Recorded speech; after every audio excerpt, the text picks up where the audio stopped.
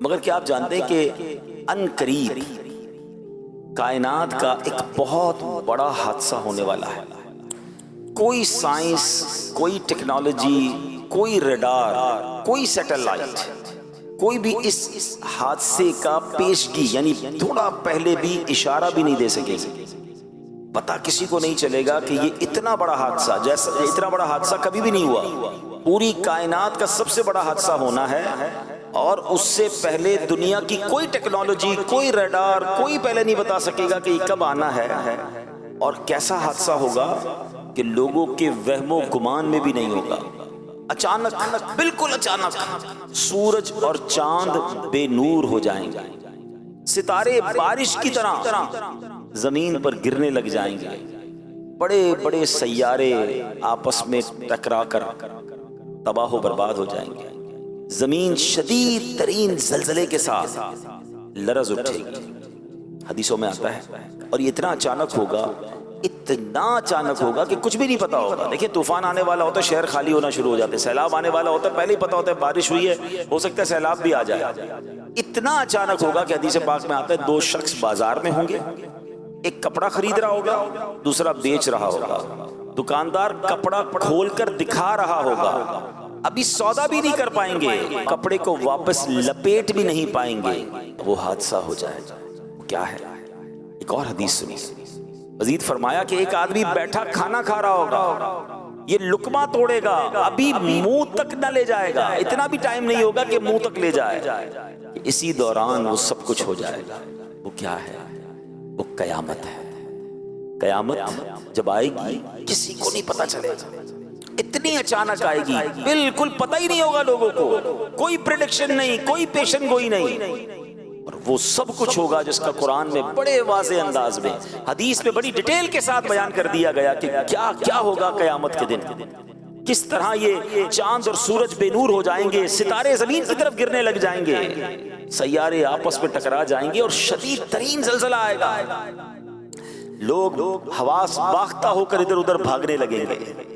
سورہ قارعہ، ویسے تو قرآن کے 30ویں پارے میں بہت ساری صورتیں ہیں، بہت ساری آیتیں ہیں جس میں باقاعدہ قیامت کی منظر کشی کی گئی ہے، لیکن فقط اگر سورہ قارعہ، بہت مختصر صورت ہے، 1-1.25 منٹ میں تلاوت ہو جاتی ہے جس کی، اگر صرف اسی کو پڑھ لیں اندازہ ہوتا ہے کہ کتنا خطرناک دن ہوگا۔ قرآن کہتا ہے القارعۃ ما القارعۃ وما ادراک ما القارعۃ۔ القارعہ علماء کہتے ہیں قیامت کا ہی ایک نام ہے، دل دہلانے والی۔ کیا ہے وہ دل دہلانے والی؟ تم نے کیا جانا وہ کیا ہے دل دہلانے والی؟ اب اس کے بعد قرآن کہتا ہے یوم یکون الناس کالفراش المبثوث وتکون الجبال کالعہن المنفوش۔ فرمایا آدمی ایسے دوڑ رہے ہوں گے جیسے پھیلے پتنگے۔ بارش میں آپ نے دیکھا ہوگا کہ جب بارش ہوتی ہے اور پتنگے نکلتے ہیں تو وہ کسی بھی لائٹ کے قریب یا کسی بھی جگہ آپس میں اس طرح اڑ رہے ہوتے ہیں کہ ٹکرا رہے ہوتے ہیں، کسی کو ڈائریکشن نہیں پتا ہوتی، کوئی ادھر بھاگ رہا ہوگا، کوئی ادھر بھاگ رہا ہوگا، سمجھ نہیں پڑ رہی ہوگی۔ اور پہاڑوں کا عالم کیا ہوگا؟ وَتَكُونُ الْجِبَالُ كَالْعِهْنِ الْمَنفُوشِ، کہا پہاڑ ایسے ہوں گے جیسے دھنکی ہوئی اون۔ آپ نے دیکھا ہوگا کوئی رضائی جب بنا رہا ہوتا ہے اون کے گالے اڑتے ہیں، جب رضائی بنا کر وہ ڈنڈا وغیرہ مارتا ہے آپ نے دیکھا ہوگا اون اڑتی ہے۔ فرمایا ایسے پہاڑ اڑ رہے ہوں گے، سوچئے کیسا منظر ہوگا، کتنا خوف ہوگا، کتنا شور ہوگا، کیسا زلزلہ ہوگا۔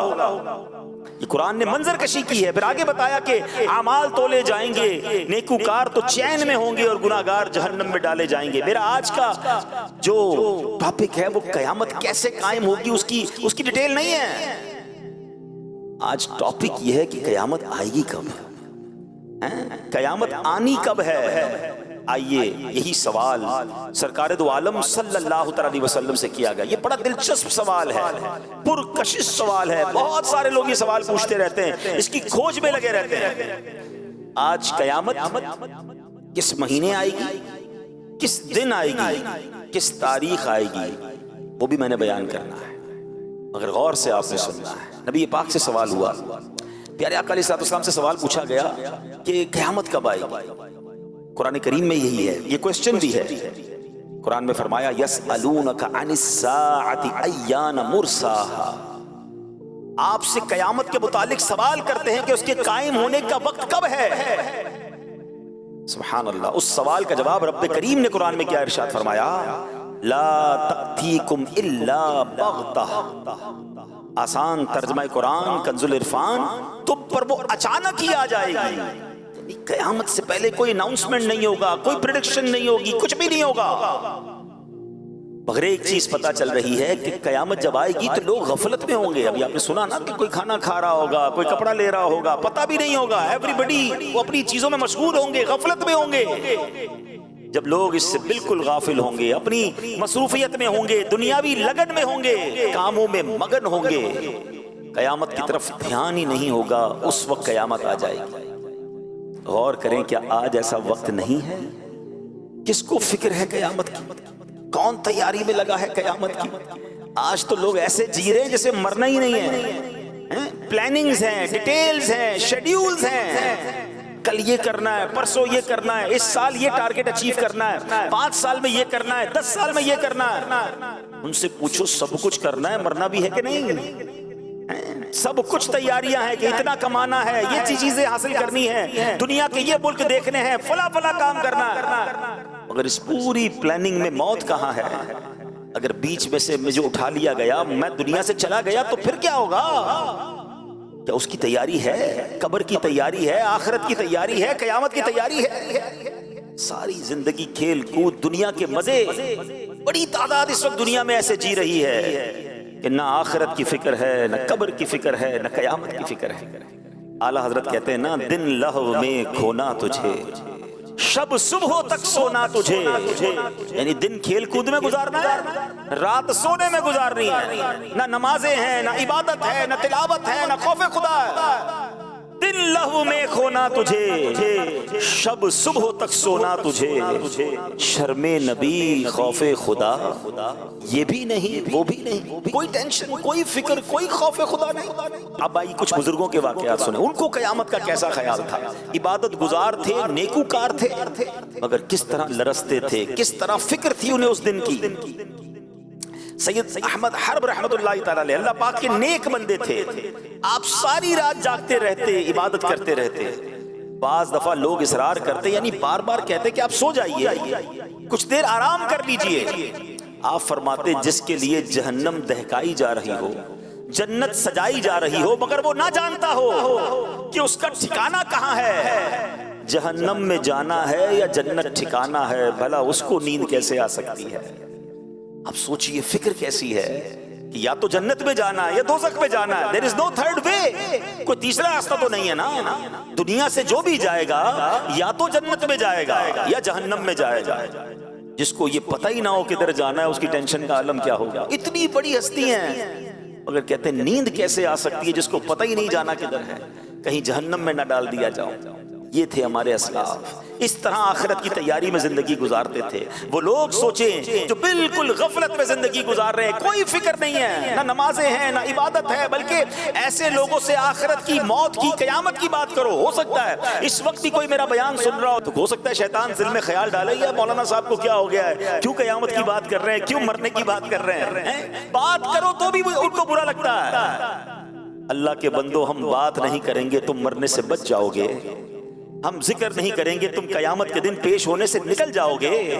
قیامت کی ریممبرنس کا، قیامت کو یاد کرنے کا کیسا شاندار نظام ہمارے قرآن کریم اور شریعت نے بنایا. ہم روزانہ نماز پڑھیں، بار بار سورہ فاتحہ پڑھیں اور ہر رکعت میں پڑھیں، اور اس سورہ فاتحہ میں بار بار قیامت کو یاد دلایا گیا. مالک یوم الدین، کون سا دن، کون سے دن کا مالک؟ یوم جزا کا مالک، یعنی قیامت کے دن کا مالک. پڑھتے ہو نا، الحمدللہ رب العالمین الرحمن الرحیم مالک یوم الدین، یوم جزا کا مالک. یاد رہے کہ قیامت آنے والی ہے، مجھے پیش ہونا ہے، مجھے وہاں کی تیاری کرنی ہے. کیسا یاد تھا بزرگان دین کو. ایک بار حضرت عمر بن عبدالعزیز، کتنا بڑا نام ہے، اتنی بڑی ہستی ہیں. آپ ایک مرتبہ رونے لگے. آپ کو روتا دیکھ کر آپ کی زوجہ محترمہ بھی رونے لگی. بعد میں دیگر گھر والے بھی رونے لگے. کیسے لوگ تھے. ادھر ساری رات ناچ گانے ڈھول تماشے, پوری فیملی ناچ رہی ہوتی. یہ تو سنا ہم نے کہ فلاں کے گھر میں ساری رات فلمیں ڈرامے گانے باجے ناچ گانے ہوتے رہے. یہ کیسا گھرانہ ہے کہ خود بھی رو رہے ہیں, زوجہ بھی رو رہی, بچے بھی رو رہے ہیں.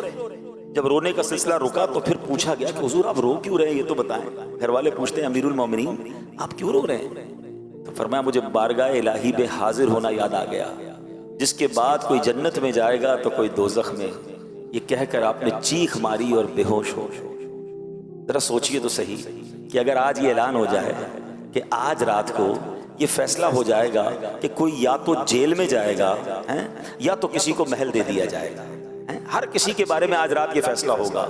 بتائیے وہ رات کیسی گزرے گی, وہ دن کیسا گزرے گا کہ پتہ نہیں صبح میں جیل میں ہوں گا یا صبح میں محل میں ہوں گا. نہ دنیا کی جیل ایسی ہے جو جہنم کی قید ہے, وہ تو تصور ہی نہیں کی جا سکتا کتنا بڑا عذاب ہے. یا نہ دنیا کے کسی محل میں وہ آسائشیں اور برکتیں ہیں جو جنت کے خزانوں میں ہے. اتنی بڑی نعمت یا تو ملے گی یا اتنی بڑی سزا ملے گی. ایسے شخص کو کتنی کوشش کرنی چاہیے اللہ کو راضی کرنے کے لیے. ایسے شخص کو اس قیامت کے دن کی تیاری کتنی کرنی چاہیے. مگر بہت بڑی تعداد ہے جن کو فکر ہی نہیں ہے, لیکن قیامت آنی ہے. اور قیامت کے علم کو پتہ کیوں چھپایا گیا. میں نے کہا تھا بیان کے شروع میں کہ آج میں آپ کو تاریخ, دن اور مہینہ بتاؤں گا, اور یہ سرکار دو عالم صلی اللہ علیہ وسلم نے بتایا ہے. نبی پاک نے قیامت آنے کا دن بھی بتایا. دن فرمایا جمعے کا دن ہوگا. تاریخ بھی بتائی, فرمایا 10 تاریخ ہوگی. مہینہ بھی بتایا, وہ مہینہ محرم الحرام کا ہوگا. صرف سال نہیں بتایا ہے, ٹھیک ہے, 10 محرم اور جمعے کا دن ہوگا جب قیامت آئے گی. اور فرمایا کیوں نہیں بتایا, اس کی وجہ یہ علماء فرماتے ہیں تاکہ ہم ہر وقت ڈرتے بھی رہیں, قیامت کی تیاری میں مصروف رہیں, غافل نہ ہو جائیں. کسی سال بھی آ سکتی ہے, ہمیں تیار رہنا ہے. اے میرے پیارے اسلامی بھائیوں, ہاں پیارے آقا علیہ الصلوۃ والسلام نے مختلف مقامات پر مختلف حدیثوں میں قیامت کی نشانیاں بیان کی. قیامت سے پہلے یہ باتیں ہیں جو ہو جائیں گی, اور ان میں سے بہت ساری نشانیاں ہو چکی ہیں. آج ہم اپنے بیان میں قیامت کی کچھ نشانیوں کے بارے میں جانیں گے.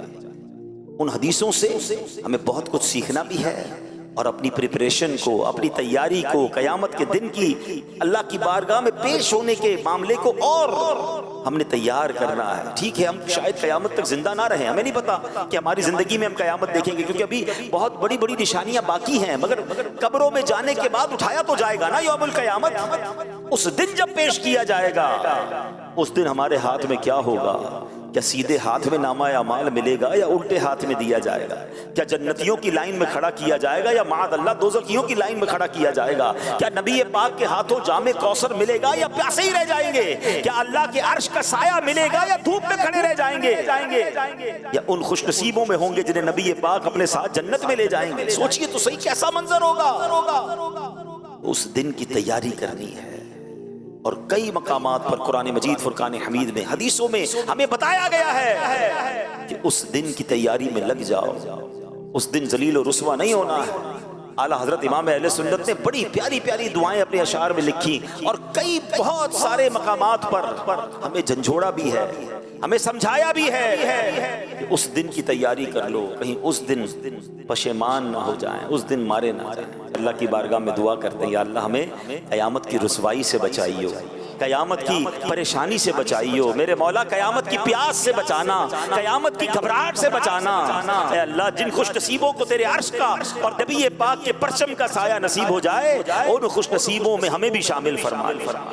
یا الہی گرمی محشر سے جب بھڑ کے بدن دامن محبوب کی ٹھنڈی ہوا کا ساتھ ہو.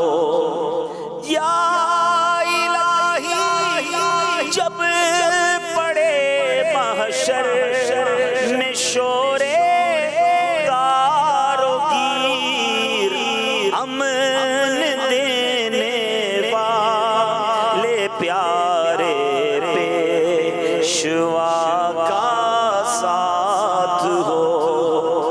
جب نامہ اعمال کھلیں گے ہماری بے شرمیاں، بے حیائیاں، چھپ کر کیے ہوئے گناہ وہ سب کھل جائیں گے۔ اللہ سے دعا کرتے ہیں اللہ اس دن بھی ہمارے عیب چھپائی رکھنا۔ یا الہی رنگ لائیں جب جب میری بے باکیاں، ان کی نیچی نیچی نظروں کی حیا کا ساتھ ہو۔ یا الہی جب حساب خندہ بے جا رلائے، چشم گریان شفیع مرتجا کا ساتھ ہو۔ آمین آمین یا رب العالمین۔ اس دن کی تیاری کرنی ہے، اس دن کا ٹارگٹ یہ ہونا چاہیے کہ مجھے جنتیوں کی لائن میں کھڑا ہونا ہے، ایسی زندگی گزار کر جاؤں کہ نامہ اعمال سیدھے ہاتھ میں دیا جائے، اس دن چہرہ سیاہ نہ پڑ جائے، اس دن نامہ اعمال کھلے تو شرمندگی کا سامنا نہ ہو جائے۔ اے میرے پیارے اسلامی بھائیو، آئیے اب نبی پاک کی کچھ حدیثیں سنیں جس میں سرکار دو عالم صلی اللہ علیہ وسلم نے قیامت سے پہلے کیا کیا ہونا ہے بیان فرمایا۔ صحابی رسول حضرت ابو موسیٰ اشعری رضی اللہ تعالیٰ عنہ سے روایت ہے، رسول اکرم نور مجسم صلی اللہ تعالیٰ علیہ وسلم نے فرمایا قیامت سے پہلے فتنے یوں اٹھیں گے جیسے رات میں تاریکی چھا جاتی ہے، اس وقت آدمی صبح کو مومن مگر شام کو کافر ہوگا، شام کو مومن اور صبح کو کافر ہوگا۔ اس دور میں بیٹھا شخص کھڑے ہوئے سے، کھڑا ہوا چلنے والے سے، اور چلنے والا دوڑنے والے سے بہتر ہوگا۔ یعنی پیارے اسلامی بھائیوں بتایا کہ ایک نشانی یہ ہے کہ فتنوں کی کثرت ہوگی، اتنی کثرت ہوگی، اللہ اکبر۔ اب یہ نشانی کیسے نظر آ رہی ہے؟ پوری آب و تاب سے یہ نشانی پوری ہوتے ہوئے نظر آ رہی ہے۔ کتنے فتنے ہیں، اللہ اکبر۔ کہیں لا دینیت کا فتنہ ہے، کہیں جناب اسلام کے خلاف سازشیں ہو رہی ہیں، کہیں مسلمانوں کو غیر مسلم بنانے کی پلاننگ ہو رہی ہے، مسلمان بچوں کے دین و ایمان پر کہیں اسکول کالجز میں نصاب کے ذریعے حملے ہو رہے ہیں، دہریت کو پھیلایا جا رہا ہے معاذ اللہ، کہیں اسلام کا نام لینے والے ختم نبوت کے بارے میں جناب لوگوں کا ذہن خراب کرنے کی کوشش کر رہے ہیں، کہیں ایسے ہیں جو کلمہ تو پڑھتے ہیں مگر صحابہ کے خلاف باتیں کرتے نظر آ رہے ہیں، کہیں ایسے ہیں جو کلمہ پڑھتے ہیں مگر اہل بیت اطہار کے خلاف بات کرتے نظر آ رہے ہیں۔ اللہ اکبر، اسلامی لبادہ ہے، بات قرآن و حدیث کی کر رہے ہیں اور ایمان پر ڈاکہ ڈالنے کی کوشش ہو رہی ہے۔ گویا ہر طرف سے فتنوں کا انبار ہے اور ہم ہیں کہ غفلت میں جی رہے ہیں، ٹینشن ہی کوئی نہیں ہے، سب کی سننی ہے، سب کے پاس بیٹھنا ہے، سب سے دوستی لگانی ہے۔ ارے جناب کوئی مسئلہ نہیں، مسئلہ ہے۔ قیامت سے پہلے آقا فرماتے حال کیا ہوگا؟ کوئی صبح کو مومن ہوگا، شام کو کافر ہوگا، شام کو مومن ہوگا، صبح کو کافر ہوگا۔ یعنی ہر طرف سے ایمان کے ڈاکو ڈاکے ڈال رہے ہوں گے۔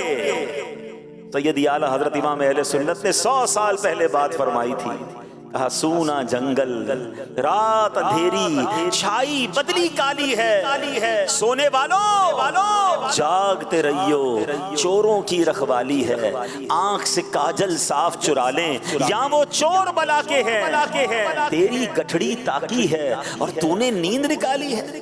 کیا فرمایا؟ آنکھ سے کاجل چرا لیں گے۔ کتنا زبردست محاورہ استعمال کیا، آنکھ کے اندر لگا ہوا کاجل اور سرما کون چرا سکتا ہے؟ فرمایا ایسے بلا کے چور ہوں گے تمہیں پتہ ہی نہیں چلے گا، اور تمہارا مال لے جائیں گے، تمہارا ایمان لے جائیں گے، تمہارا عقیدہ لے جائیں گے، کیونکہ علم دین تو ہے نہیں، علماء کرام کی صحبت ہے نہیں، دین پر پختگی کا ذہن ہے نہیں، ایمان جناب کتنی بڑی چیز ہے اس کی حفاظت کی فکر ہی نہیں ہے۔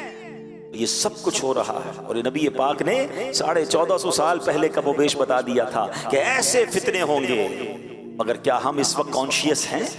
ہم اس میں فکر مند ہیں کہ میرا ایمان بچ جائے، میرا عقیدہ بچ جائے؟ اچھا جناب میرا بچ گیا، میرے بچوں کا بچ جائے؟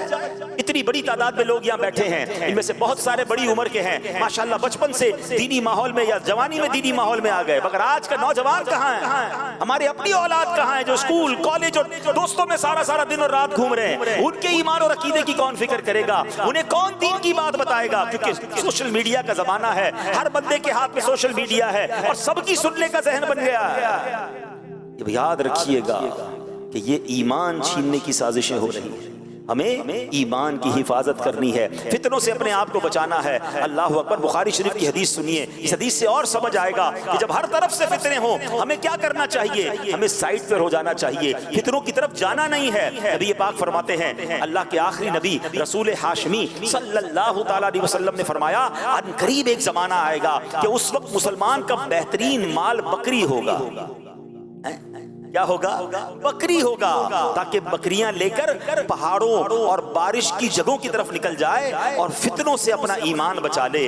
اللہ اکبر۔ اس حدیث کے تحت علماء فرماتے ہیں اس کا مطلب یہ ہے کہ کچھ بکریاں ہوں غاروں کی طرف جائے، وہیں بکریاں چرائے، اسی کے دودھ سے اپنا گزارا کرے اور اپنا ایمان بچا لے، یعنی فتنوں والی جگہ سے دور چلا جائے۔ اللہ اکبر۔ اب اس سے ہمیں آج کے دور میں کیا سیکھنے کو مل رہا ہے کہ جہاں فتنہ ہے، جہاں ایمان کے جناب خلاف سازشیں ہیں، وہاں ہمیں جانا ہی نہیں ہے۔ ہمیں اس گلی میں کیوں جانا ہے کہ جناب وہاں دین چھیننے کا، عقیدہ چھیننے کا ڈر ہے؟ اگر کہتے نہیں جناب میں فلاں کو ذرا سرچ تو کروں، اسے تو سنوں، اس کی گلی میں جاؤں، اس کی بات تو سنوں، حدیث کیا کہہ رہی ہے کہ بکریاں لے کر بندہ اکیلا چلا جائے، ایمان بچا لے۔ اگر آج دنیا بھر میں ٹریول کرنا ہے، لوگ ان ملکوں میں ہجرت کرنے کے خواب دیکھ رہے ہیں کہ ہم ان ملکوں میں جائیں، اپنے بچوں کو بھیجیں تاکہ تھوڑے پیسے کما کر لائے، تھوڑا جناب دنیا بھر کی ڈگریاں لے کر آئے۔ ارے کبھی سوچا کہ بچہ جا کر ڈگری تو لے آئے گا، کہیں ایمان نہ دے کر آ جائے، یورو اور پاؤنڈز تو لے کر آ جائے گا مگر دین اور ایمان نہ چلا جائے۔ سب سے پہلے ایمان ہے میرے پیارے ساتھی۔ دنیا بھر میں سفر کرنے والے، مائیگریشن کی خواب دیکھنے والے، دنیا بھر کے ویزوں کی لائن میں لگنے والے، ایک بات کا تو فیصلہ کرو، جس ملک میں جا رہے ہو، جس علاقے میں جا رہے ہو، کیا وہاں دیندار لوگ ہیں؟ کہاں وہاں جا کر میرا اور میری اولاد کا، میری آنے والی نسلوں کا ایمان محفوظ رہے گا؟ اس کی کوئی ٹینشن نہیں ہے۔ بتاؤ ادھر پیسے کتنے ملیں گے، ادھر جناب کرنسی کتنی ملے گی، ادھر پاسپورٹ کتنا جلدی ملے گا، صرف یہ سوچنا ہے۔ بالکل اسی طرح اپنے کاروبار، اپنی دوستیاں کرتے وقت، اپنی رشتہ داریاں کرتے وقت سوچئے۔ لوگ کہتے ہیں خاندان بڑا ہے، بچی بہت خوش رہے گی، بیٹے کی فلاں خاندان میں شادی ہو جائے گی، جہیز بڑا اچھا آئے گا، تعلقات بڑے مضبوط ہو جائیں گے، بڑے بڑے خاندان سے ہمارا جناب، بڑے قبیلے اور بڑے جناب سٹی کے لوگوں سے ہمارا ریلیشن ہو جائے گا، بڑے عہدے والے لوگ ہیں جناب، بڑا نام ہے ان کا، نام بڑا ہے، گھر بڑا ہے، گاڑیاں بہت ہیں، پیسہ بہت ہے، ایمان ہے کہ نہیں؟ عقیدہ درست ہے کہ نہیں؟ کوئی نہیں پوچھے گا، کوئی نہیں سوچے گا۔ اپنی بیٹی جس کے ہاتھ میں دے رہے ہو، جس خاندان والوں کے ساتھ رشتہ کر رہے ہو، کبھی سوچا کہ ان کا عقیدہ صحابہ، اہل بیت، خود نبی پاک اور اللہ کے بارے میں کیا ہے؟ ارے کماتے بہت ہیں، کون چیک کرے گا کہ حلال کماتے ہیں یا حرام کماتے ہیں؟ اگر سود کا کام کرنے والا ہے تو اللہ سے جنگ کرنے والا ہے نا، حدیثوں میں سود کا کام کرنے والا کون ہے؟ جیسے اس نے اللہ سے جنگ کی، ارے جو رب سے جنگ کر رہا ہے تم اس سے رشتہ کر رہے ہو، اس نے تو برباد ہونا ہے۔ اللہ سے جنگ کر کے تو کوئی نہیں جیت سکتا نا۔ کسی کو کوئی ٹینشن نہیں ہے، دنیا کا منصب، دنیا کا پیسہ، دنیا کا نام، جناب فیم چاہیے، پتہ ہے میرا رشتہ کس سے ہو گیا ہے، یہ بات کرنی ہے، یہ نام چاہیے۔ ایمان کی فکر کون کرے گا؟ نہ کرو ایسا۔ کاش یہ بات ہمارے ذہن میں بیٹھ جائے کہ رشتہ کرنا ہے، کاروبار کرنا ہے، کسی ملک میں شفٹ ہونا ہے، ایون پاکستان کے کسی علاقے میں مجھے مائیگریٹ کرنا ہے، نیا گھر لینا ہے، پہلے دیکھوں عاشقان رسول کی مسجد قریب ہے کہ نہیں، بچے پیدا ہوں گے تو مدرسہ قریب ہے کہ نہیں، جہاں میرے بچوں کا دین، ایمان اور عقیدہ محفوظ رہے گا۔ ارے آج میں ہوں، میرے بچوں کو سنبھال رہا ہوں، کل میری آنکھیں بند ہونی ہیں، مجھے دنیا سے جانا ہے، میرے بعد میرے بچوں کا کیا ہوگا، میرے بچوں کے بچوں کا اس ملک اور اس علاقے میں کیا ہوگا، کوئی نہیں سوچ رہا۔ اچھا آج اچھے خاصے دیندار لوگوں کو کہیں کہ یار آپ فلاں کے ساتھ اٹھتے بیٹھتے ہیں تو آپ کا دوست بد عقیدہ ہے، آپ کا دوست بے ایمان ہے، آپ کا دوست معاذ اللہ گستاخ صحابہ یا گستاخ اہل بیت ہے، اور جناب نبی پاک کے بارے میں، دین کے بارے میں اس کی خیالات اچھے نہیں ہیں۔ لوگ کہتے ہیں جناب اس کا اپنا عقیدہ، میرا اپنا عقیدہ، میں تو صرف دوستی کرتا ہوں، ہم ساتھ کھاتے پیتے ہیں، ہمارا کاروبار ہے، ہمارا اٹھنا بیٹھنا ہے۔ مجھے ایک بات بتاؤ، آپ کے والدین کو کوئی گالیاں دے، آپ کے ماں باپ کو کوئی برا بھلا کہے، کیا اس کے ساتھ بھی ایسی دوستی لگاؤ گے؟ نہیں، اس کا تو میں منہ دیکھنا پسند نہ کروں.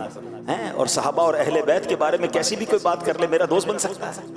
ملنا نہیں قیامت کے دن، صحابہ کو منہ نہیں دکھانا، امام حسین کے قدموں میں جانا نہیں ہے، پنجتن پاک کی غلامی نہیں اختیار کرنی. کیا کرو گے یہ دوستیاں؟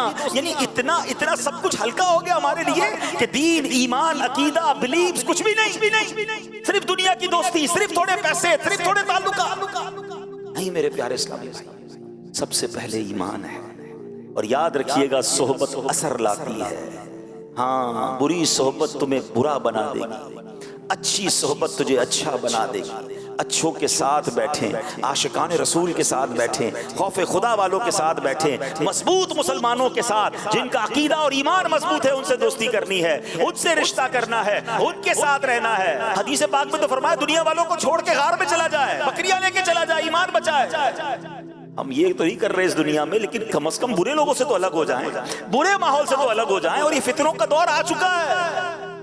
ہمیں نہیں پتا کہ ہمارے گھر میں، ہماری فیملی میں سب کے پاس موبائل ہے، کون اپنے موبائل پر کیا دیکھ رہا ہے اور کس طرح اس کا ایمان چھینا جا رہا ہے. سونے والو جاگتے رہیو، چوروں کی رکھوالی ہے. خدا کی قسم اس پرفتن دور میں دعوت اسلامی ایک ایسی چھتری ہے، ایک ایسی امبریلا ہے. کاش میں اپنے فیملی، اپنے بچے، اپنے گھر والوں کو لے کر بس اس ماحول کی، اس خوبصورت چھتری کے، امیر اہل سنت کے فیضان کی چھتری کے نیچے آ جاؤں کہ میرا بھی ایمان بچ جائے، میرے بچوں کا ایمان بھی بچ جائے، یہ اسی ماحول میں پلے بڑھے، میری نسلیں بھی یہی رہیں، تاکہ کسی طرح آنے والی نسلوں کے ایمان پر بھی کوئی ایمان کا ڈاکہ نہ ڈال سکے. یہ کرنا کس کی ذمہ داری؟ ہم سب کی ذمہ داری ہے. ہم یہ تو فکر کرتے ہیں کہ جناب گھر بچا رہے، پیسے بچ جائیں، اپنی پراپرٹی محفوظ رہے، ہر چیز کی حفاظت کی فکر کرتے ہیں. سب سے پہلے ایمان کی حفاظت کی فکر کرنی ہوگی. اے میرے پیارے اسلامی بھائیوں، قیامت کی یہ نشانی ہمارے درمیان ہے، ہمیں سوچنا ہوگا. آئیے ایک اور قیامت کی نشانی سنتے ہیں. بخاری شریف کی حدیث ہے، رسول ذیشان مکی مدنی سلطان صلی اللہ علیہ وسلم نے فرمایا قیامت کی نشانیوں میں سے ہے علم اٹھ جائے گا، جہالت عام ہو جائے گی. اللہ اکبر! کیا یہ نشانی نہیں آ گئی ہے؟ کیسا علم اٹھ گیا ہے؟ حقیقی علم کہاں ہے؟ کون قرآن پڑھ رہا ہے؟ کون قرآن کا ترجمہ اور تفسیر پڑھ رہا ہے؟ کتنے لوگ ہیں جو حدیث کا علم جانتے ہیں؟ کتنے لوگ ہیں جو کتابوں سے دوستی رکھتے ہیں؟ آج کس کے پاس ٹائم ہے جناب؟ ساری رات سوشل میڈیا پہ گزارنے کے لیے وقت ہے. موبائل ہاتھ میں دے دو، بیٹری ختم ہو جائے گی، پیکج ختم ہو جائے گا. موبائل چھوڑنے کے لیے تیار نہیں ہے. لوگوں کی آنکھیں اور کان خراب ہونے لگ گئے ہیں، اتنا موبائل استعمال کرنا ہے. مجھے تھوڑے عرصہ پہلے ایک صاحب ملے، اربوں پتی ہیں جناب، بیرون ملک میں رہتے ہیں. ان کے ہاتھ پہ پٹی بندھی ہوئی تھی. تو میں نے کہا خیریت تو ہے، کیا ہو گیا؟ کہا ڈاکٹر نے بتایا میرا اتنا موبائل فون کا یوزیج ہے کہ میرے جو انگوٹھے ہیں اور میری جو یہ شہادت کی انگلی ہے اس پہ جناب درد ہونے لگ گیا ہے. اس نے مجھے نئی بات بتائی اور میں نے بھی بات پہ غور کیا. بات تو ٹھیک کہہ رہا ہے. کہہ رہا ہے انگوٹھا جو ہے نا رب نے کیوں بنایا ہے؟ اس کا بہت زیادہ یوز نہیں ہے. آپ دیکھیں ہمارے پورے دن میں ہمارے انگوٹھے کا پہلے اتنا استعمال نہیں ہوتا تھا، مگر جب سے موبائل آیا ہے ہر وقت جس نے موبائل یوز کرنا ہے سب سے زیادہ جو استعمال ہو رہے ہیں وہ تھمز استعمال ہو رہے ہیں. کہتے ہیں میرے تھمز میں درد ہونے لگ گیا. پتا چلا کہ اس کے ساتھ کوئی نس ہے، وہ اس کو پرابلم آنے لگ گئی ہے. انہوں نے منع کر دیا مجھے موبائل فون کو، اب میں دوسری انگلیوں سے موبائل فون یوز کر رہا ہوں. یعنی اتنا یوزیج ہو گیا ہے کہ لوگوں کی باڈی کے اندر چینج آنے لگ گیا ہے. انسان اس موبائل کے ساتھ، گیجٹس کے ساتھ اتنا یوز ٹو ہو گیا ہے. لیکن قرآن کے ساتھ، علم کے ساتھ، دین کے ساتھ، شریعت کے ساتھ بیسکس آف دین نالج نہیں، دین کی نالج نہیں پتا ہے. نماز پڑھ رہے ہیں، نماز کے فرض کتنے نہیں پتا، نماز کی شرائط کتنی نہیں پتا. اچھا وضو روز کر رہے ہیں تو وضو کے فرائض نہیں پتا. مسلمان بالغ ہو گیا، اب غسل کرنا ضروری ہے، اب جب بھی اس کو غسل کی ضرورت ہے واجب ہو گیا غسل، تو پراپر غسل نہیں کرے گا تو جناب پاک نہیں ہوگا. غسل کے فرائض نہیں پتا. گھر میں کسی کی میت ہو جائے جنازہ پڑھنا نہیں آتا، میت کو غسل دینا نہیں آتا. جو بیسکس ہیں، میں بہت ڈیپلی نالج کی بات ہی نہیں کر رہا. قرآن پڑھنا ہے، تلفظ درست نہیں ہے، مخارج ٹھیک نہیں ہیں. اور جناب دنیا بھر کی نالج ہے، دنیا بھر کے سافٹ ویئر ہیں، ساری رات موبائل پر بیٹھنا ہے. اب تو موبائل تھک جاتا ہے، بتاتا ہے کتنا یوز کر لیا ہے. اتنا ٹائم اس کے لیے ہے، دنیا کے لیے ہے، گھومنے پھرنے کے لیے، اسپورٹس کے لیے ہے، سیاست کے لیے ہے. ٹائم نہیں ہے تو علم کے لیے نہیں ہے. بتاؤ نا یہ قیامت کی نشانی کیسے پوری ہوتی جا رہی ہے کہ علم اٹھ جائے گا اور جہالت عام ہو جائے گی. قرآن مجید فرقان حمید میں بنی اسرائیل کے وہ لوگ جو گمراہ ہوئے، ان کو ایمان نصیب نہیں ہوا، اس کے بارے میں قرآن کیا فرماتا ہے؟ ریزن کیا بیان کیا قرآن نے؟ ایک سبب بیان کیا، وَمِنْهُمْ أُمِّيُّونَ لَا يَعْلَمُونَ الْكِتَابَ إِلَّا أَمَانِيَّ. آسان ترجمہ قرآن کنز العرفان. اور ان میں کچھ ان پڑھ ہیں جو کتاب کو نہیں جانتے مگر زبانی پڑھ لینا یا کچھ اپنی من گھڑت. یعنی پتا چلا کتاب سے جاہل ہونا، مثلا قرآن کریم نہ سیکھنا، حدیث نہ سیکھنا، عاشقان رسول علماء کرام کی کتابوں کی بجائے بس سنی سنائی باتوں پر چلتے رہنا، اسی کو علم و تحقیق کا معیار بنا لینا، یہ بھی ایک طرح کی جہالت ہے جو گمراہی کا سبب بن جاتی ہے. اللہ اکبر. آج یہ بات عام ہے، دین سارے کا سارا عربی زبان میں ہے مگر حالت یہ ہے عربی کی ایک الف بھی نہیں آتی. قرآن کریم جو عربی زبان میں ہے، حدیثیں جو عربی زبان میں ہیں، پڑھنی نہیں آتی. لوگ بس جناب سوشل میڈیا پر لگے ہوئے ہیں. اب تو جناب یہ عالم ہے کہ کسی کو کتاب پڑھ کر ریفرنس کے ساتھ حدیث بتاؤ کہ جناب اس ریفرنس کے ساتھ یہ حدیث ہے، کہتا ہے میں گوگل پر جا کر سرچ کروں گا، میں پہلے جا کر وہاں جا کر سرچ کروں گا. ارے جناب بتاؤ یہ سافٹ ویئر بنانے والے کون ہیں؟ کیا یہ مسلمان ہیں؟ بہت سارے ایسے سافٹ ویئر ہیں جہاں اسلام کی معلومات لو تو غلط لوگوں کی کتابیں، بے دین لوگوں کی کتابیں، معاذ اللہ قرآن پاک تحریف شدہ قرآن میں چینج کر کے وہ ڈالے گئے سوشل میڈیا پہ تاکہ آج کا نوجوان قرآن سرچ کرے تو کچھ اور نظر آ جائے. اللہ اکبر. یہ بھی خیال نہیں ہے کہ سرچ بھی کرنا ہے تو جناب کون سی ایسی ویب سائٹس ہیں، کون سے ایسے سوشل میڈیا پلیٹ فارمز ہیں جہاں مجھے اوتھنٹک اور صحت مند اور بالکل مستند مواد ملے گا، جہاں سے مجھے عاشقان رسول علماء کی کتابیں پڑھنے کو ملیں گی. نہیں جناب، جو سرچ کر کے گوگل نے بتا دیا، جو سرچ کر کے مسئلہ مل گیا. اب پتا چلا کہ مفتی صاحب سے نہیں پوچھنا ہے، انٹرنیٹ سے پوچھنا ہے کہ بتاؤ آج میں نے نماز میں کیا پڑھنا ہے، بتاؤ میرے ساتھ یہ معاملہ ہو گیا ہے، اور جو جواب آ گیا اس پر عمل کرنا ہے. اللہ اکبر. اتنا دین سستا کر دیا. اس طرح دین کے ساتھ ہم کیوں کر رہے ہیں؟ نہیں میرے پیارے اسلامی بھائیوں، ہم نے قرآن سنا کہ بنی اسرائیل کے جو لوگ گمراہ ہوئے ان کی ایک وجہ یہ تھی کہ ان کے پاس کتاب کا علم نہیں تھا، ان پڑھ تھے، اور جناب انہوں نے سنی سنائی باتوں کو اور جہالت کی باتوں کو آگے بڑھایا. ہمیں مستند علماء سے مربوط ہونا ہے، ہمیں تلاوت قرآن کرنی ہے، ہم نے حدیثیں پڑھنی ہے، ہم نے کچھ نہ کچھ اپنے آپ کو علم دین کی طرف لانا ہے. قیامت کی اس نشانی سے جو ہر طرف پھیلتی جا رہی ہے، ہم نے یہ سبق لینا ہے کہ ہم نے جاہلوں میں سے نہیں بلکہ علم دوست لوگوں میں سے ہونا ہے. آج کل لوگ ایک جملہ کہا کرتے ہیں کہ جناب فیملی میں ایک ڈاکٹر ہونا چاہیے، خاندان میں ایک وکیل ہونا چاہیے. سچ بتاؤں فیملی میں ایک عالم دین ہونا چاہیے. ہاں خوش نصیب ہے وہ فیملی، خدا کی قسم خوش نصیب ہے وہ باپ جس کا بیٹا عالم ہے، جس کی بیٹی عالمہ ہے. خوش نصیب ہے وہ باپ جس کے گھر میں کوئی ایک حافظ قرآن ہے.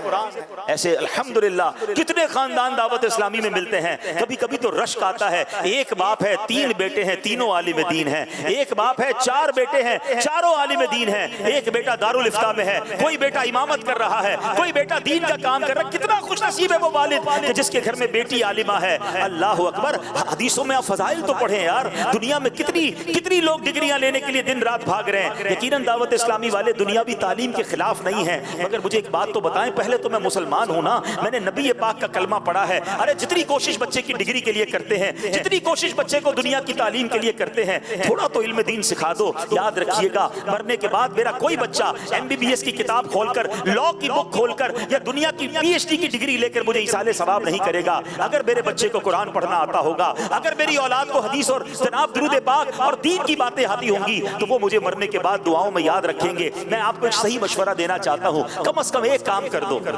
اپنی اولاد کو جیتے جی نمازی بنا جانا.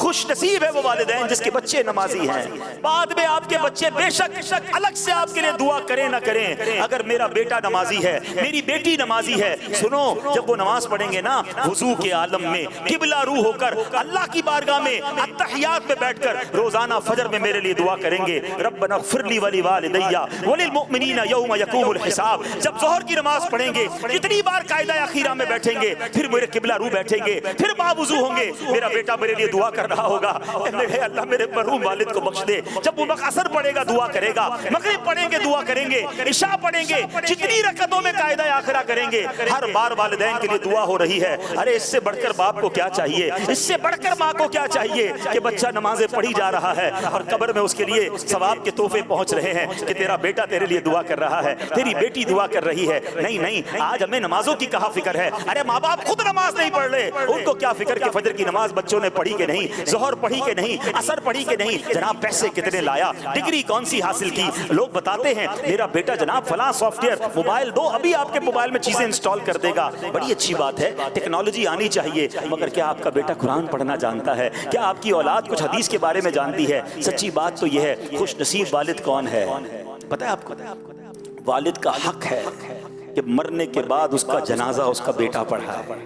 کتنا خوش نصیب ہوگا وہ والد کہ اس کا جنازہ ہو اور اس کا بیٹا اس کا جنازہ پڑھائے. آتا ہو نا پڑھانے, اس قابل ہو کہ وہ جنازہ پڑھائے, والد کو کاندھا دے, سنت کے مطابق قبر میں اتارے. ماں کا انتقال ہو تو بیٹی اسے غسل دے. بتائیے ایسی اولاد کر لی تیار ہم کہ ہمارے جانے کے بعد ہماری اولاد ہمارا جنازہ پڑھا سکے, ہماری اولاد ہمیں قبر میں اتار سکے, ہماری اولاد ہمیں ایصال ثواب کر سکے.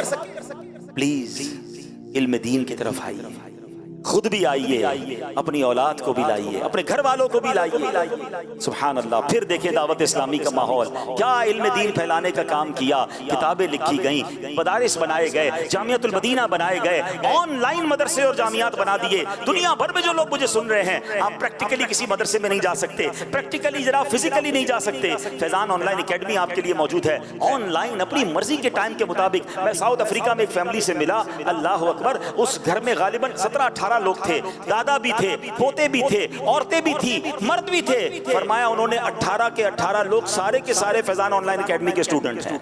ہم سب کلاس پڑھتے ہیں, کوئی نہ کوئی کورس ہمارے گھر میں ہر کوئی کر رہا ہے. سبحان اللہ. یہ بھی تو پاسبل ہے نا, موبائل سب کو دلا دیا, موبائل سب کے پاس ہے. یہ تو شاید ہزاروں لوگ کہیں گے کہ جب میں گھر پہ جاتا ہوں گھر کے سارے افراد موبائل یوز کرتے ہیں, گھر کے سارے افراد انٹرنیٹ یوز کرتے ہیں. کتنا مزہ آئے کوئی والد کہے کہ میرے گھر کے سارے افراد آن لائن قرآن پڑھتے ہیں, میرے گھر کے سارے افراد عالم دین بن رہے ہیں اور وہ آن لائن کورسز کر رہے ہیں. آپ کی دعوت اسلامی نے قیامت کی اس نشانی میں کہ جب جہالت پھیل رہی ہے علم اٹھایا جا رہا ہے, اللہ سلامت رکھے امیر اہل سنت کو, علم پھیلانے کا کیا شاندار انتظام کیا. خود یہ مدنی چینل دیکھیے, ہم ٹی وی کھولتے تھے جناب, کبھی ناچ ہے, کبھی گانے ہیں, کبھی فلمیں ہیں, کہیں ڈرامے ہیں, کہیں بے حیائی ہے. اللہ اکبر. میڈیا کی تاریخ میں ایک ایسا چینل آیا کہ جناب جب بھی مدنی چینل کھولیں, جب مدنی چینل کھولیں, کچھ دیر کے لیے ہی مدنی چینل دیکھ لیں, کچھ نہ کچھ علم دین سیکھنے کو مل رہا ہے, کوئی نیکی کی بات سیکھنے کو مل رہی ہے, عشق رسول کی بات ہو رہی ہے, کبھی حمد باری تعالیٰ ہے, کبھی تلاوت قرآن ہے, کبھی نعت خوانی ہے.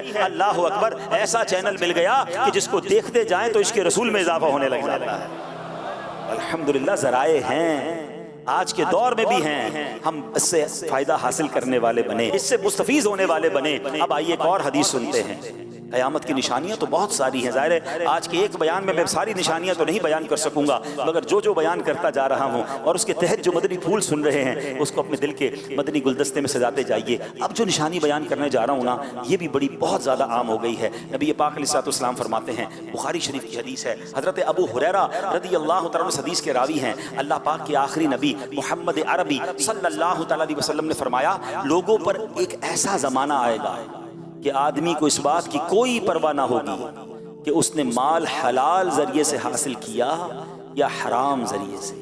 مشہور مفسر قرآن مفتی احمد یار خان نعیمی رحمۃ اللہ تعالی علیہ اس حدیث کی شرح میں فرماتے ہیں, یعنی آخر زمانے میں لوگ دین سے بے پرواہ ہو جائیں گے, پیٹ کی فکر میں ہر طرح پھنس جائیں گے, آمدنی بڑھانے, مال جمع کرنے کی فکر کریں گے, ہر حرام و حلال لینے پر دلیر ہو جائیں گے, جیسا کہ آج کل عام ہے. اللہ اکبر. ذرا غور کیجئے, یہ قیامت کی نشانی تو سب آنکھوں سے دیکھ رہے ہیں. ٹینشن کس کو ہے؟ رشوت لے رہا ہے کوئی سود لے رہا ہے, کوئی ناپ تول میں کمی کر رہا ہے, جو ملازم ہیں وہ نوکری کرتے ہوئے ڈنڈی مار رہے ہیں, آتے نہیں مگر حاضری لگاتے ہیں, دیر سے آتے ہیں مگر پہلے کا ٹائم لگاتے ہیں, کسی طرح باہر کام سے جاتے ہیں تو زیادہ ٹائم گزار کر آتے ہیں, پھر کوئی بہانہ لگاتے ہیں. یاد رکھیے ملازم کو بھی اپنا وقت پورا دینا ہوگا. اگر بغیر کسی شرعی مجبوری کے یا شرعی اجازت کے جناب اس نے وقت کم دیا اور اس کی باقاعدہ پورے مسائل ہیں, ہو سکتا ہے اس کی روزی بھی حرام ہو جائے, جھوٹ بول کر جناب چھٹیاں لی جا رہی ہیں. کتنے ایسے معاملات ہیں, کسی کو ٹینشن نہیں ہے جناب کس طرح حرام کمانے کا ذہن بن گیا ہے. ہے. اب موبائل فون پر طرح طرح کی اسکیمیں ہیں. کوئی سوچ نہیں رہا کہ میں اس کو کلک کروں گا. جناب پت کوئی کہتا ہے اس کو کلک کر دو, اس ایپلیکیشن پر اتنے پیسے ڈالو, اتنے مل جائیں گے. ایک بار بھی دماغ میں خیال نہیں آتا کہ یہ حلال ہے یا حرام ہے. کسی مفتی صاحب سے تو پوچھ لوں, بس پیسے آئیں گے نا, بڑھ جائیں گے نا, بس بتاؤ کیسے آئیں گے. ہر طرف ایک ہی شور ہے کہ کیسے پیسے ملے. اسکیمیں چل رہی ہیں, کسی کو کوئی ٹینشن نہیں ہے. سود کا نیا نام کر کے, سود کی نئی پیکنگ کر کے طرح طرح کی کمپنیاں مارکیٹ میں آ گئیں, کسی کو ٹینشن نہیں. کاروباری لوگوں سے بولو جھوٹ کیوں بولتے ہو, کہتے ہیں میں اکیلا کیوں نہ بولوں, پوری مارکیٹ جھوٹ بولتی ہے, میرا مال کیسے بکے گا. ارے بھائی ملاوٹ کیوں کرتے ہو, ارے صرف اکیلا تھوڑی کر رہا ہوں, سارے ملاوٹ کر رہے ہیں, کسی کو ٹینشن نہیں. اور یہی تو قیامت کی نشانی نبی پاک نے فرمائی نا, مال کی فکر ہوگی, کوئی نہیں سوچے گا کہ حلال سے کما رہا ہے یا حرام سے کما رہا ہے. اے حرام کمانے والو, یاد رکھیے جس کے پیٹ میں حرام کا لقمہ جاتا ہے نا, 40 دن تک اس کی دعائیں قبول نہیں ہوتی, عبادتیں قبول نہیں ہوتی. لوگ کہتے ہیں کہ یار دعا قبول نہیں ہو رہی, ٹینشن ختم نہیں ہو رہی, برکت نہیں ہو رہی, گھر میں ٹینشنیں بہت ہیں, پیسے بہت ہیں, سکون نہیں ہے. سوچو تو صحیح, حلال ہے یا حرام ہے. آپ اپنے بچوں کو کوئی حرام تو نہیں کھلا رہے. ایک بار حضرت موسیٰ علیہ نبینا علیہ السلام نے ایک شخص کو دیکھا, رو رو کر اللہ کی بارگاہ میں دعا کر رہا تھا, یا اللہ یا اللہ یا اللہ پکار رہا تھا رب. حضرت موسیٰ تو کلیم اللہ, اللہ کی بارگاہ میں عرض کی, یا اللہ اس کی دعا قبول کر لے, اتنا رو رہا ہے.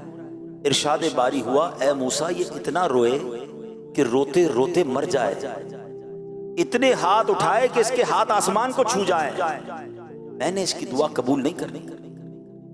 عرض کی مولا کیا وجہ ہے, اتنا رو رہا ہے, اس کی دعا قبول کیوں نہیں ہوگی. ارشاد ہوا, اے موسیٰ یہ جو کھاتا ہے وہ حرام ہے, یہ جو پہنتا ہے وہ حرام ہے, کما لو حرام. اگر اللہ ہی ناراض ہو گیا تو کیا کریں گے اس پیسے کا. شفا تو رب نے دینی ہے نا, پیسے تمہارے پاس ہوں اور بیماریاں گھر میں ہوں, پیسا بہت سارا ہو, سکون بھی تو رب نے دینا ہے. سکون ہی چلا گیا تو کیا کرو گے, یہی پیسہ قبر میں آگ بن گیا تو کیا کرو گے. شیطان دماغ میں خیال ڈالتا ہے تھوڑے حرام کما لو, تھوڑے جھوٹ بول کر کما لو, پھر صدقہ دے دیں گے, خیرات کر لیں گے, غریبوں کی مدد کر لیں گے. یہ شیطان نے بڑا خطرناک وار کھیلا ہے. لوگ سمجھتے جناب برابر ہو جائے گا, نہیں ہوگا برابر. یاد کر لو اللہ پاک ہے اور پاک مال ہی قبول فرماتا ہے, حرام کا صدقہ قبول نہیں. اللہ کو ہمارے صدقوں کی ضرورت تھوڑی ہے. لوگ کہتے ہیں میں غلط کام کرتا ہوں مگر غریبوں کی بڑی مدد کرتا ہوں. اللہ کو کوئی ضرورت نہیں آپ کی اس نیکی کی. آپ حرام کما کر رب کو ناراض کر رہے ہیں. حلال تھوڑا بھی ہو اللہ اس میں کیسی برکت ڈالتا ہے. آئیے میں آپ کو ایک واقعہ سناتا ہوں. ملا جیون رحمت اللہ تعالیٰ علیہ ایک بڑے عالم تھے, مغلیہ سلطنت کے, اپنے زمانے کے مجدد اورنگزیب عالمگیر کے استاد تھے رحمت اللہ تعالیٰ. ایک مرتبہ اورنگزیب عالمگیر نے اپنے استاد کی گھر پر دعوت کی, گھر پر بلایا, بڑی عزت سے پیش آئے. بادشاہ بھی تھے اور استاد صاحب آئے تھے, یعنی بادشاہ کے استاد تھے آپ. مگر بادشاہ نے 2 آنے, دونی کہتے تھے اس زمانے میں, دونی جو ہے ملا جیون کو دے دی. حالانکہ بادشاہ تو بہت سارا مال دے سکتا تھا. تو اب اس زمانے میں, اب آج کے دور میں تو آنے نہیں ہیں, مطلب 1 روپے میں 16 آنے تھے, 1 روپے کے 16 آنے بنتے تھے, اس میں سے 2 آنے دیے اپنے استاد. استاد صاحب نے کچھ نہیں کہا, چلے گئے. تھوڑے عرصے بعد اورنگزیب کو پتا چلا کہ ملا جیون تو بڑے پیسے والے ہو, مالدار ہو. حیران ہوا کہ استاد صاحب تو بڑے غریب سے تھے اور اتنے پیسے کیسے آ گئے. بڑا مطلب انہوں نے نیا گھر بھی بنا لیا ہے, بڑے امیر ہو گئے. تو ملا جیون کے پاس اب بادشاہ خود گئے. تو ملا جیون کہتے ہیں کہ آپ نے جو مجھے 2 آنے دیے تھے نا, اس میں اللہ نے بڑی برکت ڈال دی, دیکھو میں کتنا امیر ہو گیا. وہ شاگرد تھے اور بادشاہ بھی تھے. کہتے استاد صاحب میں آپ کو بتاؤں یہ پیسے میں نے آپ کو کون سے والے دیے. اپنے بندے کو کہا جاؤ فلاں جگہ سے بنیا جو غلے کا تاجر ہے اس کو لے کر آؤ. وہ اس کو بلایا. تو بادشاہ کا حکم ہوا کہ کہا کہ 1 سال میں تم نے کس کس کو پیسے دیے کھاتا کھول کر بتاؤ. وہ پیسے بتاتا رہا کہ میں نے پورے سال کا حساب دیا. اس نے کہ فلاں جگہ اتنے پیسے دیے, فلاں بندے کو اتنے دیے, فلاں سے اتنے لیے. کرتے کرتے اس کے رجسٹر میں ایک پیج آیا, وہ کہتا ہے کہ 2 آنے میں نے کسی کو دیے. کہا کس کو دیے بتاؤ. کہ بندے کا نام نہیں پتا, ایک نامعلوم بندہ تھا. کہ اس کا واقعہ سناؤ, کون ہے وہ. کہتا ہے بادشاہ سلامت مسئلہ یہ ہے کہ ایک بار میرے گھر کی چھت ٹپکنے لگی, شدید بارش تھی, رات کا وقت تھا, میں بڑا پریشان تھا. تو اچانک ایک بندہ میرے گھر کے قریب سے گزرا, مجھے لگا مزدور ہے. میں نے کہا بھائی میرے چھت کی مرمت کرو گے, بارش برس رہی ہے, اندھیری رات ہے. وہ بندہ چھت پہ چڑھ گیا, میری پوری چھت کی اس نے مرمت کر دی. پیسے میرے پاس تھے نہیں, پیسے دکان پر تو تھے, اس وقت نہیں تھے. میں نے کہا بھائی 2 آنے ابھی لے جاؤ, باقی جب صبح آنا مزدوری اپنی لے جانا, کام تم نے بڑا کمال کا کیا. وہ مزدور نے کہا کہ بس مجھے کچھ اور نہیں چاہیے, یہی کافی ہے. وہ 2 آنے لے کر چلا گیا. اب بادشاہ نے کہا ٹھیک ہے آپ واپس چلے جائیں. وہ غلے کا تاجر واپس چلا گیا. اب اورنگزیب عالمگیر اپنے استاد سے کہتے ہیں کہ حضور پیسے تو بڑے تھے میرے پاس، آپ میرے گھر آئے تھے، میں بہت سارے پیسے آپ کو دے سکتا تھا، مگر اس 2 آنے کی جو مزدوری کی تھی نا وہ میں نے کی تھی۔ میں ایک دن رات کو گزرا تھا، میں نے دیکھا بندہ پریشان ہے، گھر کی چھت ٹپک رہی ہے، میں چھت پر چڑھ گیا، اس کی چھت بنا دی، اور جب اس نے مجھے آفر کی تو میں نے 2 آنے لے لیے۔ استاد صاحب مجھے یاد تھے یہ 2 آنے سچے حلال کے ہیں۔ میں نے کہا آپ اتنی بڑی ہستی ہیں، میں اپنے بادشاہ والے خزانے سے آپ کو پیسے نہیں دینا چاہتا تھا، میں نے وہ حلال طیب 2 آنے آپ کو دے دیے۔ استاد صاحب یہ جو 2 آنے میں آپ کو اللہ نے برکت دی ہے نا، یہ اتنی ساری عمارت، اتنے سارے آپ کو جو پیسے مل گئے، یہ حلال روزی کے کمائے ہوئے تھے۔ اے میرے پیارے اسلامی بھائیوں، پتہ یہ چلا تھوڑے پیسے ہوں، حلال سے کمانے والے ہوں، اللہ پاک اس میں بھی برکت ڈال دیتا ہے۔ آپ حلال کی طرف توجہ دیں، یہ نہ سوچیں مارکیٹ کیا کر رہی ہے، یہ نہ سوچیں باقی لوگ کیا کر رہے ہیں۔ لوگ کہتے ہیں میں حلال کماؤں گا تو آگے بڑھ ہی نہیں سکوں گا، نہیں نہیں، برکت حلال ہی میں ہے۔ آپ اپنی نیت کر لیں کہ میں نے حرام روزی کی طرف نہیں جانا، کیونکہ قیامت کی نشانیوں میں سے یہ بتایا گیا کہ بندہ اس بات کی فکر ختم کر دے گا کہ حلال سے آ رہے یا حرام سے آ رہے۔ پہلے فکر پیدا کرے۔ ذرا سوچے نا، کتا ہے نا، کتا بھی کبھی کہیں جاتا ہے نا، اس کے اگر ہڈی پڑی ہو یا گوشت پڑا ہو یا کوئی بھی کھانے کی چیز ہو، کتا بھی کھانے سے پہلے سونگتا ہے پھر کھاتا ہے۔ خراب ہو تو کتا بھی نہیں کھاتا۔ یار ہم تو مسلمان ہیں، انسان ہیں، ہم کمانے سے پہلے پوچھیں گے نہیں، سوچیں گے نہیں کہ حلال ہے یا حرام، جدھر سے بھی آ جائے لے لیں گے، نہیں میرے پیارے اسلامی بھائی۔ ایک اور آخری جو ہے وہ نشانی سن لیجیے۔ نبی پاک علیہ السلام فرماتے ہیں ایک مرتبہ جبریل امین علیہ السلام انسانی شکل میں بارگاہ رسالت میں حاضر ہوئے۔ آپ نے پیارے آقا علیہ السلام سے چند سوال پوچھے، نبی پاک علیہ السلام نے جواب ارشاد فرمائے۔ ان میں سے ایک سوال پوچھا کہ یا رسول اللہ قیامت کی چند نشانیاں بیان کیجیے۔ پیارے آقا علیہ السلام نے ایک نشانی بتاتے ہوئے فرمایا ان تلد الامۃ ربتہا، یعنی قیامت کی نشانیوں میں سے ایک نشانی یہ ہے کہ عورت اپنے آقا کو جنم دے گی، عورت اپنے آقا کو جنم دے گی۔ علماء کرام نے اس کا مطلب یہ بتایا۔ اب دیکھیں یہ علماء کرام کتنی کمال کی ہستیاں ہیں، ہم جیسا نارمل آدمی حدیث پڑھے تو سمجھ ہی نہیں آتی کہ عورت آقا کو کیسے جنم دے۔ لوگ کہتے خود ہی قرآن پڑھ لو، خود ہی حدیث پڑھ لو، کیا ضرورت ہے علماء کی؟ ارے علماء نہیں ہوں گے تو سمجھائے گا کون ہمیں؟ اس کو انٹرپریٹ کون کرے گا؟ اس کی شرح کون بیان کرے گا؟ اس ایک حدیث کا معنی دیکھیں کہ شاندار انداز میں شارحین نے لکھا۔ علماء کہتے ہیں قرب قیامت جب ہوگی تو ماں باپ کی قدر بالکل نہیں ہوگی، اولاد اپنے والدین پر ایسے حکم چلائے گی کہ والد غلام ہوگا، ماں غلام ہوگی، جیسے اولاد آقا ہے۔ اس کا مطلب یہ ہے کہ بچے ماں باپ کے آقا بن جائیں گے اور ماں باپ کو غلام بنائیں گے۔ سچ بتاؤ کہ آج یہ حال نہیں ہو گیا؟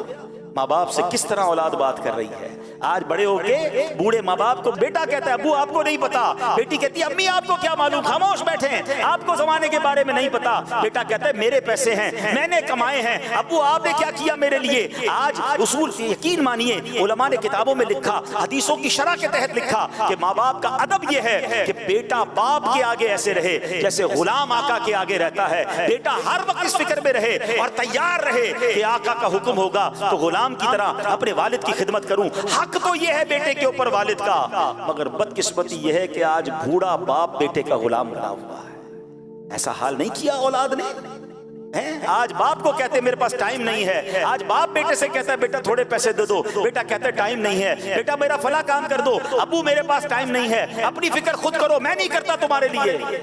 اللہ اکبر، اس اولاد کو مرنا نہیں ہے، اللہ کو جواب نہیں دینا، اس طرح اپنے والدین کے ساتھ حال کیا گیا ہے۔ سنیے قرآن مجید فرقان حمید میں کس واضح انداز میں والدین کے حقوق بیان ہوئے۔ اللہ قرآن میں فرماتا ہے انشکر لی ولی والدیک، کہ میرا اور اپنے والدین کا شکر ادا کرو۔ اللہ نے اپنا شکر ادا کرنے کے ساتھ ساتھ والدین کا شکر ادا کرنے کا فرمایا۔ ایک مقام پر ارشاد فرمایا وَقَضَىٰ رَبُّكَ أَلَّا تَعْبُدُوا إِلَّا إِيَّاهُ وَبِالْوَالِدَيْنِ إِحْسَانًا، اور تمہارے رب نے حکم فرمایا کہ اس کے سوا کسی کی عبادت نہ کرو اور ماں باپ کے ساتھ اچھا سلوک کرو۔ ذرا غور کیجئے مقام کتنا بلند ہے ماں باپ کا۔ اللہ پاک نے حکم دیا اے بندو میرا شکر ادا کرو، میری عبادت کرو۔ ساتھ ہی اسی حکم کے ساتھ ایک اور حکم جوڑ دیا، فرمایا میرے شکر کے ساتھ والدین کا شکر بھی ادا کرو، میری عبادت کے ساتھ ساتھ والدین کے ساتھ نیک سلوک کرو۔ اس سے معلوم ہوا جس طرح اللہ پاک کی عبادت سے منہ پھیرنا بڑی محرومی ہے، یوں ہی والدین کی بے ادبی کرنا بھی بہت بڑا گناہ ہے۔ اعلیٰ حضرت امام اہل سنت تحریر فرماتے ہیں باپ کی نافرمانی اللہ جبار و قہار کی نافرمانی ہے، اور باپ کی ناراضی اللہ جبار و قہار کی ناراضی ہے۔ آدمی ماں باپ کو راضی کرے تو وہ اس کے لیے جنت ہیں، اور ناراض کرے تو وہی اس کے لیے دوزخ ہیں۔ جب تک باپ کو راضی نہ کرے گا ان کا کوئی فرض، کوئی نفل، کوئی نیک عمل اصلاً یعنی بالکل مقبول نہیں۔ عذاب آخرت کے علاوہ دنیا ہی میں جیتے جی سخت بلا یعنی شدید آفت نازل ہوگی، مرتے وقت معاذ اللہ کلمہ نصیب نہ ہونے کا خوف ہے۔ اے میرے پیارے اسلامی بھائی غور کیجیے آج کیا حال ہے۔ آج ماں باپ کے ساتھ جو برا سلوک کر رہے، خدا کے واسطے ایسا نہ کریں، مارے جائیں گے، برباد ہو جائیں گے۔ ایک جملہ یاد کر لو، جس سے اس کے ماں باپ راضی ہیں نا اس کو ترقی سے کامیابی سے کوئی روک نہیں سکتا، جس کے اس کے ماں باپ ناراض ہیں نا اس کو بربادی سے کوئی نہیں روک سکتا۔ خدا را اپنے ماں باپ کی قدر کیجیے، پوچھو ان سے جن کے ماں باپ چلے گئے۔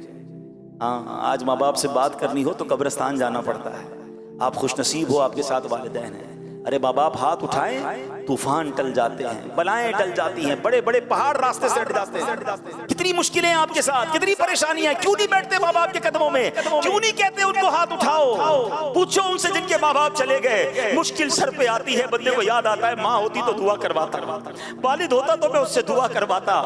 ارے آج تمہارے پاس تمہارے ماں باپ ہیں، بیٹھو ان کے قدموں میں کرواؤ دعائیں، تمہارے مشکلیں کیسے آسان ہوں گی۔ حضرت موسیٰ علیہ نبینا علیہ السلام ایک بار چلتے چلتے آپ کو کچھ تھکاوٹ محسوس ہوئی، آپ چاہ رہے تھے کہ سفر آسان ہو جائے، اللہ پاک نے وحی بھیجی، اے موسیٰ قریب ایک پہاڑ ہے وہاں تشریف لے جائیے، اس غار میں ایک شخص ہوگا وہ آپ کے لیے سواری کا انتظام کر دے گا۔ حضرت موسیٰ اللہ کے نبی ہیں، کلیم اللہ ہیں، اللہ چاہتا تو ہوا کے ذریعے آپ کو سفر کروا دیتا، خود سواری کا انتظام فرما دیتا، آپ کو ایک بندے کے پاس کیوں بھیجا؟ آپ غار میں جاتے ہیں، اس شخص کے پاس جا کر جیسے ہی گئے تو اس شخص نے ابھی آپ کو پہچانتا بھی نہیں تھا، آپ نے فرمایا مجھے سواری چاہیے۔ اس شخص نے فوراً بادل کو حکم دیا اے بادل نیچے آؤ، بادل نیچے آیا، اس بادل کو شخص نے حکم دیا کہ ان کو ان کی منزل تک پہنچا دو۔ سبحان اللہ، حضرت موسیٰ اس بادل پر سوار ہوئے اور حضرت موسیٰ حیران ہوئے، اور جناب وہ سفر کمپلیٹ ہو گیا۔ آپ نے اللہ کی بارگاہ میں عرض کی مولا یہ بندہ کون ہے جس کی دعا سے بادل نیچے آیا، بادل نے مجھے منزل تک پہنچا دیا۔ سنیے اللہ کی بارگاہ سے ارشاد ہوا اے موسیٰ یہ اپنی ماں کا فرما بردار ہے، اس نے اپنی ماں کی بڑی خدمت کی ہے، جب آخری وقت آیا نا تو اس کی ماں نے اس کو دعا دی تھی بیٹا میں تم سے راضی ہوں، اللہ پاک بھی تم سے راضی ہو۔ اللہ فرماتا ہے موسیٰ میں اس سے راضی ہو گیا ہوں۔ اللہ نے فرمایا موسیٰ میں اس سے راضی ہوں۔ اب اگر یہ بندہ دعا کرے کہ یا اللہ سرخ پہاڑ کو سیاہ کر دے یا سیاہ کو سرخ بنا دے، اے موسیٰ میں اب اس کی یہ دعا بھی قبول کر لوں گا۔ ماں راضی تھی نا، رب بھی راضی ہو گیا، اور جب رب راضی ہو گیا پھر تمہارے کام سیدھے ہو جانے ہیں۔ جس کو دیکھو کوئی بیمار ہے، کوئی قرضے میں ہے، کوئی ٹینشن میں ہے، کوئی پرابلم میں ہے، ہر طرف دوڑے ہو دعائیں کروانے۔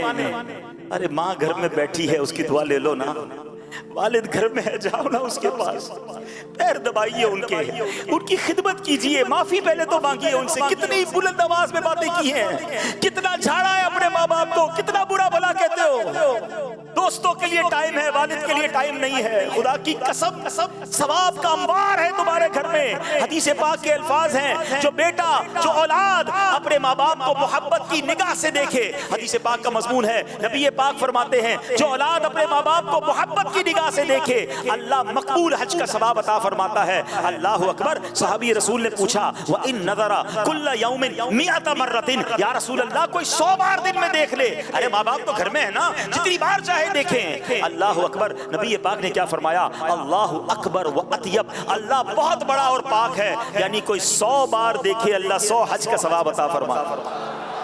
تمہارے گھر میں اتنا بڑا ثواب موجود ہے، اب مجھے بتاؤ دیکھنے پر حج کا ثواب ہے، پیر دبانے پر کتنا ثواب ہوگا، ویل چیئر چلانے پر کتنا ثواب ہوگا، ان کے لیے دوائی لانے پر کتنا ثواب ہوگا، ماں اور ابو کے لیے ان کے من پسند کبھی باہر سے کھانا لانے کا کتنا ثواب ہوگا، رات کو ان کی پکار پر کھڑے ہو کر لبیک کہنے کا کتنا ثواب ہوگا۔ ذرا سوچو تو صحیح، وہ بیٹیاں جو ماں کی خدمت نہیں کر رہی، ارے یہی بوڑھے ماں باپ ہیں جنہوں نے ہماری گندگیاں صاف کی ہیں، یہی وہ بوڑھے ماں باپ ہیں جنہوں نے انگلی پکڑ کر ہمیں چلایا ہے۔ آج ان کو چلنے کی ضرورت ہے، تم دور جا رہے ہو، آج ان کو تمہاری ضرورت ہے، تمہارے پاس ٹائم نہیں ہے۔ وہ کہتے ہیں نا کہ 2 ماں باپ مل کر 11 10 بچے سنبھال لیتے ہیں، 11 بچوں سے مل کر 2 ماں باپ نہیں سنبھالے جاتے۔ خدا کے واسطے یہ مت کرو، یہ تمہارے لیے بہت بڑی نیکی ہے۔ یہ پھر کہتا ہوں بڑے خوش نصیب ہو تمہارے جس کے پاس ماں باپ ہے۔ یو آر سو لکی۔ پوچھو ان سے جن کی ماں چلی گئی، جن کے والد چلے گئے، دل چاہتا ہے بات کرنے کو۔ صحیح بتاؤ، میری باتیں بعد میں آپ کو یاد آئیں گی۔ ماں باپ سب سے زیادہ پتہ ہے کب یاد آتے ہیں؟ کہ جب کوئی اللہ پاک بہت بڑی خوشی دے دے نا، کوئی بڑی نعمت دے دے، کوئی گھر مل جائے، کوئی چیز اچیو ہو جائے، پھر یاد آتی ہے کہ ماں ہوتی نا تو دیکھتی کتنا خوش ہوتی۔ آج اللہ نے یہ عزت دی ہے، آج اللہ نے یہ نعمت دی ہے، مگر والد نہیں ہے، ہوتا دیکھتا تو کتنے خوش ہوتے۔ دولت کا ہے انبار مگر تیری کمی ہے، پھر بڑے یاد آتے۔ دوسرے پتہ کس موقع پر یاد آتے؟ جب کوئی مشکل آ جائے، کوئی پریشانی آ جائے، کوئی طوفان آ جائے، کوئی سر پر بلا پڑ جائے، پھر بہت یاد آتے ہیں ماں باپ۔ کاش ماں ہوتی تو میں ماں کے پاس جاتا، کہتا ماں پھنس گیا ہوں، ماں فلاں مشکل میں ہوں، ہاتھ اٹھا دے، اور ماں ہاتھ اٹھا کر دعا کرتی، سینے لگاتی، طوفان ٹل جاتا۔ والد صرف یہ کہہ دیتا تھا نا کہ بیٹا گھبرا نہیں، میں ہوں، یہی بہت تھا۔ خدا کی قسم یہ بہت ہے۔ والد صاحبان ہوتا ہے، درخت ہوتا ہے، درخت آپ نے دیکھا ہے، درختوں کے جو اوپر کے پتے ہوتے ہیں وہ سارے میلے بھی ہوں گے اور گرم بھی ہوں گے، مٹی بھی وہ لیتے ہیں، دھوپ بھی وہ لیتے ہیں، اور نیچے بیٹھنے والے کو سایہ دیتے ہیں۔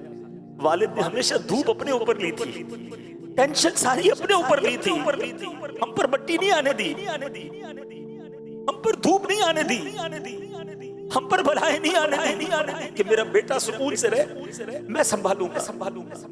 اگر آج اسی والد کو تمہاری ضرورت ہے اور کہتے ہو ٹائم نہیں ہے، انہیں دکھی کرتے ہو، نہ کریں ایسا۔ کاش کی یہ باتیں سمجھ آئے۔ اللہ ہمیں والدین کی قدر کرنے والا بنا۔ جن کے والدین چلے گئے نا، آج بھی آپ انہیں خوش کر سکتے ہیں، ہاں آج بھی آپ ان کی روح کو خوش کر سکتے ہیں، ان کو قبر پہ خوش کر سکتے ہیں، نیکیاں کیجیے، اور انہیں احساس ہوگا کہ میرا بیٹا بھولا نہیں ہے، میری بیٹی بھولی نہیں ہے، مجھے ہر روز کچھ نہ کچھ، ہر 2 دن بعد کچھ نہ کچھ نیکی پہنچا رہا ہے۔ مگر جو ماں باپ کے دنیا سے جانے کے بعد بھی نماز نہیں پڑھ رہے، جو ماں باپ کے دنیا سے جانے کے بعد بھی حرام زندگی گزار رہے، سوچو کتنی تکلیف ہو رہی ہے۔ یعنی زندگی میں بھی انہیں سکھ نہیں پہنچایا تم نے، اور مرنے کے بعد قبر میں بھی وہ تکلیف میں ہے۔ نہ کرے ایسے۔ اللہ پاک مجھے اور آپ کو جو باتیں سنی اسے یاد رکھنے، عمل کرنے، دوسروں تک پہنچانے کی توفیق عطا فرما، قیامت کی تیاری کرنے کی توفیق عطا فرما، اس دن کی رسوائی سے بچائے۔ ایک دعا کرتے رہا کرو ماں باپ کے لیے کہ اللہ مجھے اور میرے ماں باپ کو، میرے گھر والوں کو، بیوی بچوں کو، ہمارے پورے گھرانے کو اللہ قیامت کے دن اپنے عرش کا سایہ نصیب فرمائے۔